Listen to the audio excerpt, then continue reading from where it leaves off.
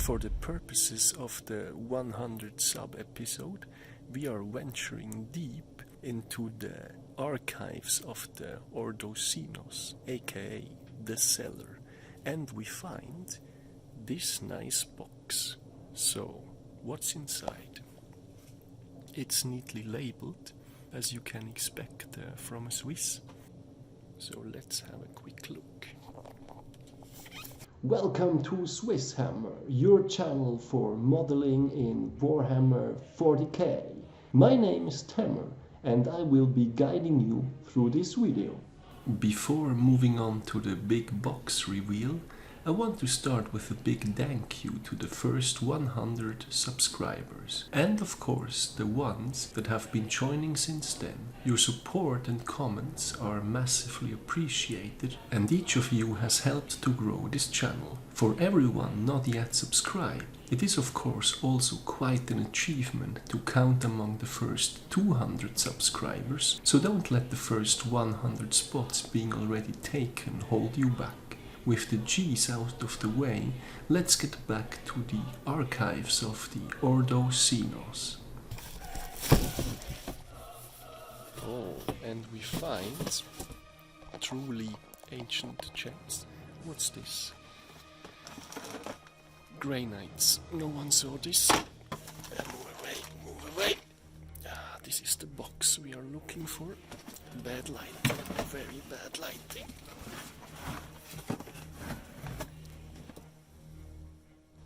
So this is the box we are looking for.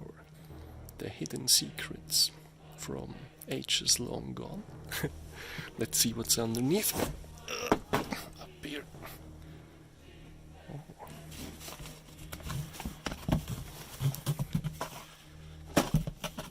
Dark Angels Codex, back when they were bad. Another one. White Dwarf, April 2002, not bad, some Dark Angel stuff. 3rd edition Codex.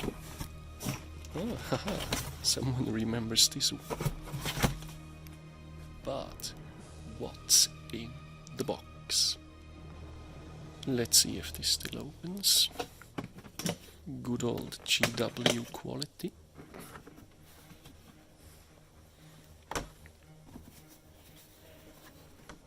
Truly ancient.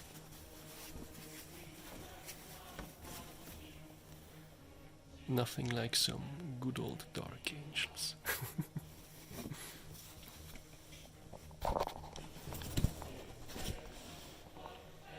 Back when Deathwing Terminators were still bad.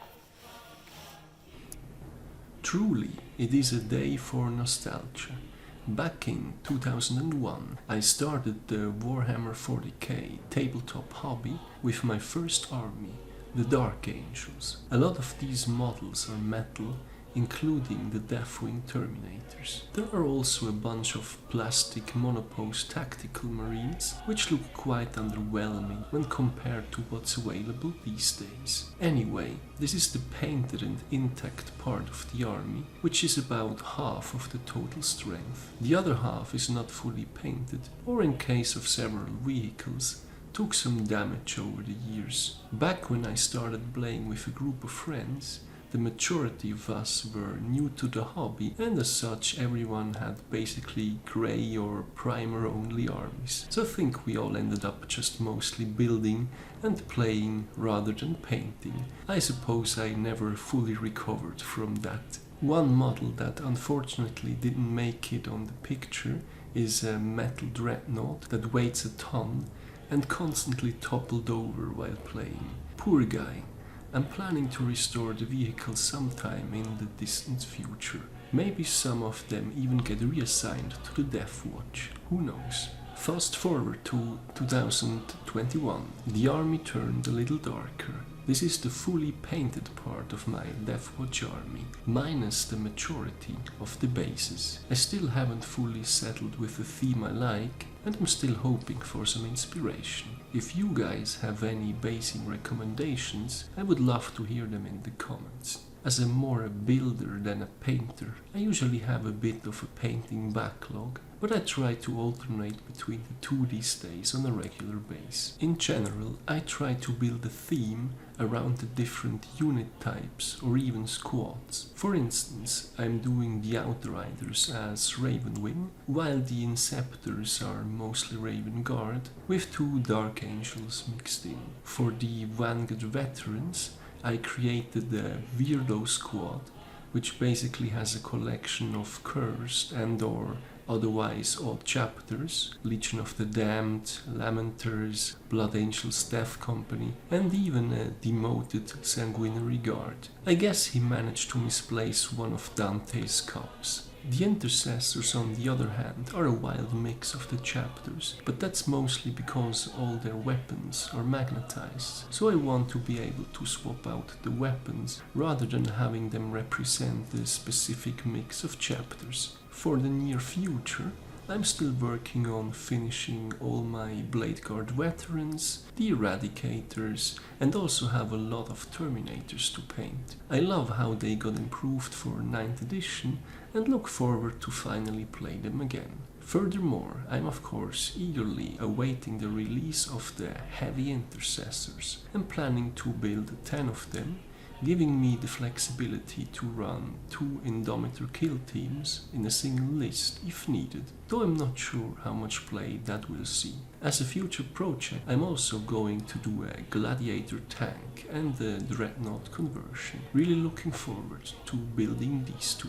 Finally, I conclude with a channel update for you guys who have been hanging in there long enough. Just as before, I will of course continue to cover Deathwatch content. Additionally, there will be some general Space Marine content mixed in. As I've mentioned on various guides before, what works well for Space Marine armies tend to work well for Deathwatch as well. With the Deathwatch vs Deathwing, I released the first episode of the Measure Up series. I plan to continue this one and have a look at how different units compare to each others in 9th edition. As a Dark Angels player of old, I'm also most pleased that pure Deathwing lists now appear to be viable. I am planning to toy around with these ideas as well when time allows. As you may have guessed correctly, I have a lot of old Deathwing Terminators and even a box of Knights somewhere down in the archives. Last but not least, I am greatly fond of the Sisters models that got released for the previous edition, and I'm planning to look into the Sisters of Battle as well once they get closer to the release of their new codex. So that's it for the cheesy channel update. As always, thank you very much for watching, guys. I hope you enjoyed this video and I look forward to your comments and suggestions. Oh, and if you haven't subscribed yet, maybe now is the time to do so. After all, who wouldn't want to see another cheesy video at 200 subs? Thank you guys again and see you all soon.